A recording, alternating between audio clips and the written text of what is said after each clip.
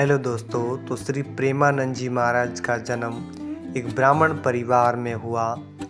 कानपुर उत्तर प्रदेश में हुआ। इनका बचपन का नाम अनिरुद्ध कुमार पांडे था। इनकी माता का नाम श्रीमती रामा देवी था और बचपन के में पिता का नाम श्री शंभू पांडे था।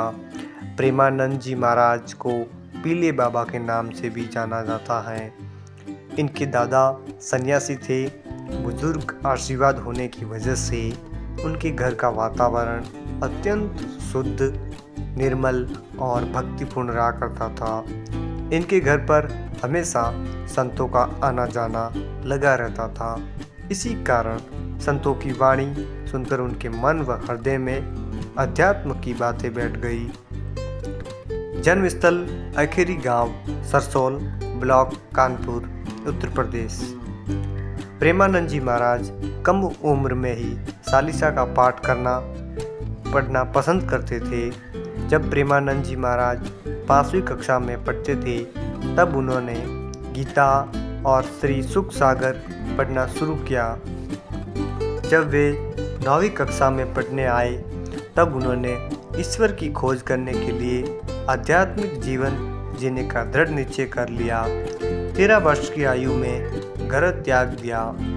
सन्यासी के रूप में उनका अधिकांश समय गंगा नदी के किनारे बीतता था। इस कारण उन्होंने गंगा नदी को अपनी दूसरी माँ के रूप में स्वीकार कर लिया। वे हमेशा गंगा में 3 बार स्नान जरूर करते थे। उसके बाद में उनका आगमन वृंदावन में हुआ।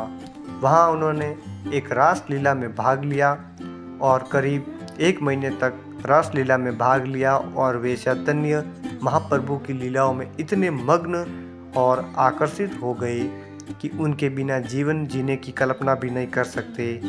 इस 1 महीने ने उनका पूरा जीवन बदल दिया। उसके बाद में वृंदावन में एक आध्यात्मिक संगठन है। इस संगठन की स्थापना श्री प्रेमानंद जी महाराज के द्वारा हुई और कई लोगों के मन में सवाल उठते हैं कि वे कहाँ रहते हैं, तो वे वृंदावन